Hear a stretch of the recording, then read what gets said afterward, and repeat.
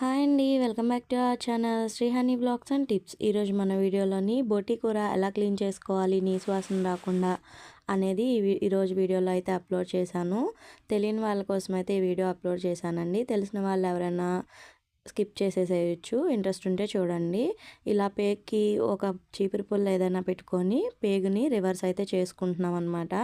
ఇలా రివర్స్ చేసుకొని దాన్ని గట్టిగా పట్టుకోవాలి, జారిపోతూ ఉంటుంది. గట్టిగా పట్టుకొని ఇలా రివర్స్ చేసి లాగినట్టయితే అందులో ఉన్న వేస్ట్ మొత్తం బయటకు వచ్చేసిద్దండి. నాకు ఇది మొన్న మా అన్నయ్య గారు అయితే సండే రోజున తీసుకొచ్చారనమాట. తీసుకొచ్చినప్పుడు చేశాను, అందుకని ఈ వీడియో అయితే అప్లోడ్ చేశాను. ఇలా నీట్గా చేసేసుకోండి. ఎక్కువైతే నేను చూపించట్లేదు, ఎందుకంటే కొంచెం చిరాకుగా అనిపిస్తుందని. మొత్తం అన్నీ కూడా ఇలా క్లీన్ చేసుకోవాలి. ఈలోపు పొట్టని వేడి నీళ్ళల్లో ఒక 10 నిమిషాలు మరిగిన నీళ్ళల్లో వేసి ఉంచుకోవాలండి.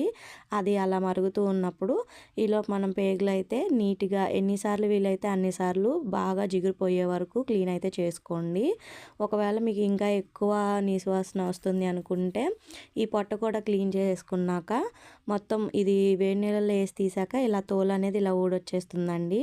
ఏదైనా చాకుతో కానీ లేదంటే కత్తిపీటతో కానీ గీరేసుకున్నామంటే మొత్తం నీట్గా అయితే వచ్చేసిద్ది. ఇలా వచ్చేసిన తర్వాత రెండింటిని కొంచెం పసుపు ఉప్పు వేసి కడుక్కున్నట్లయితే నీసు వాసన అనేది రాదు. ఇలా తెల్లగా చాలా నీట్గా అయితే వచ్చేసింది, చూసారా? ఈ విధంగా అయితే ఉంటుందన్నమాట. ఈ వీడియో మీకు నచ్చినట్లయితే ప్లీజ్ లైక్ అండ్ సబ్స్క్రైబ్.